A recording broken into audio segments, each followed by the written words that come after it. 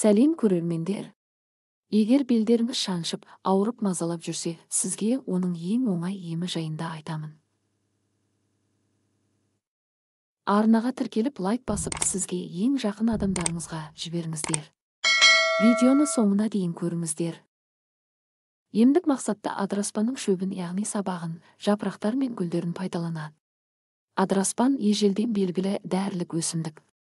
Кезінде Ибн Сина оны 8 көз жүйкесі қабынуы кезіндегі шаншуды басатын дәрі ретінде пайдалануға кеңес берген.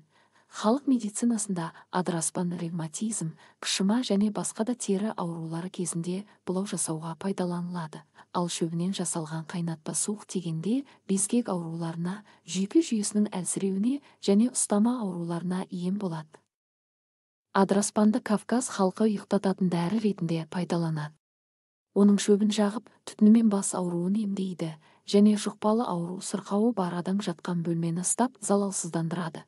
Емдік қасиеті жағынан адыраспан Орта Азияда ертеден белгілі болған.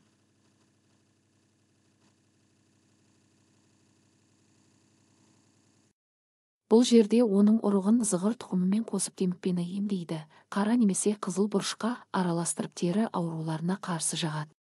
Тер шығаратын дәрі ретінде, сонымен қатар ревматизмді емдеуге қолданады. Адыраспан шөбінің қайнатындысы мен тұнбасы бас ауруды басып, адамды тыныштандырады, сырқатты асқындырмауға көмектеседі. Сонымен қатар белге суық тигенде адыраспан көмегімен емдеуге болады. Ол үшін кептірілген, ұнтақталған 50 грамм адыраспан шөбін шүберекке түйіп, сыртынан қайнаған су құяды. Сәлден соң суын сығып, қалтаны жылы күйде белдің ауырған тұсына басып, үстіне қыздырғыш, грелка қояды. Белді осылай күніне 30-40 минуттан бер рет булау керек. Бір қалта адыраспанды ыстық суға қайталап салып 4 рет пайдалануға болады. Адыраспан улы өсімдік болған соң, оны емге ішкен кезде аса сақ болған жөн.